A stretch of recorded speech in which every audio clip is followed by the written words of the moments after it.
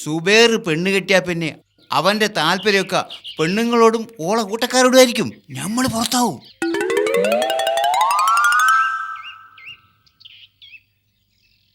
അങ്ങനെ ഉണ്ടാവോ? ഉണ്ടാവും. ഞമ്മക്ക് പെരപ്പണി തുടങ്ങണ്ടേ? കുറച്ച് കഴിഞ്ഞിട്ടാണെങ്കിലും നമ്മളെ മക്കളെ കെട്ടിക്കണ്ടേ? എങ്ങനെയെങ്കിലും ഒരു വിസ തരപ്പെടുത്തി ഞമ്മക്കൊന്ന് അക്കരെ പോണ്ടേ? ഒക്കെ പോട്ടെ. ഓനിപ്പോൾ പെണ്ണ് കിട്ടിയാലേ ഇപ്പം കിട്ടുന്ന വട്ടച്ചെലവിൻ്റെ കായുണ്ടല്ലോ, അതൊരു കാലത്തും കിട്ടൂല.